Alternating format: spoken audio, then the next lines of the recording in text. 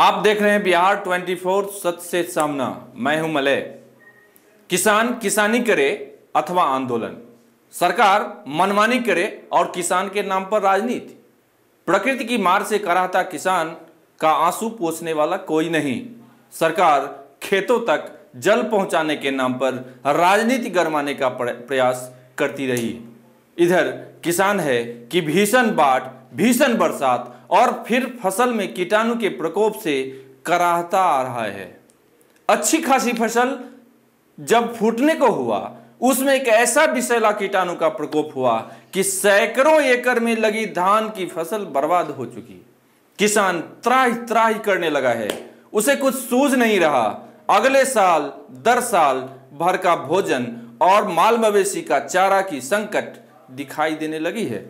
खेत से फसल का आना तो संभव नहीं रहा, मगर फसल उपजाने के लिए दो बार खेत तैयार करने और धान का फसल बोने में हजारों हजार का जमा पूंजी का नुकसान भी पीड़ादायक रहा है। आज बिहार 24 ने इस मामला को जानने समझने का प्रयास किया। झंझारपुर के जमथरी गांव में किसानों का हाल चाल जाना। किसानों की स्थिति भयावह दिखी। लोगों ने किसानों की पीड़ा बयां करते हुए आंसू छलक उठे। किसानों की स्थिति भयावह दिखी। लोगों में किसानों की पीड़ा बयां करते करते आंसू छलकने लगा। वहां सिर्फ एक गांव के डिगरी, चौर और पचम्बर इलाके में जहां फसलें उगाई जाती है के करीब 100 एकड़ भूभाग में विषैले कीड़ा के प्रकोप से खरीफ फसल बर्बाद हो चुकी है। किसी किसी खेत में तो कीटाणु के प्रकोप से धान का पौधा झुलस सा गया है। आइए हम जानने का प्रयास करते हैं कि किसान का दर्द किस तरह कैमरा पर आया।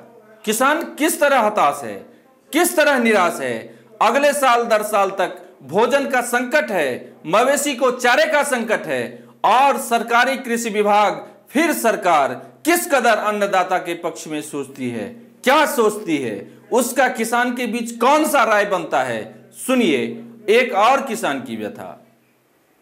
यहां किसानों का भीड़ है, किसानों की भीड़ है। लोग फटेहाली के दौर में हैं, फिर भी जीने हेतु किस तरह मशक्कत करते हैं।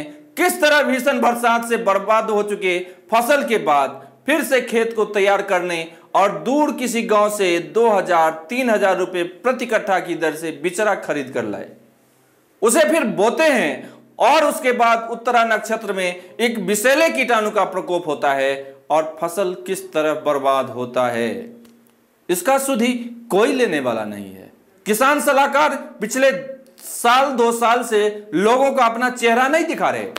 प्रखंड कृषि कार्यालय में से कोई उपाय नहीं बता रहा। किसान आखिर करे तो क्या करे।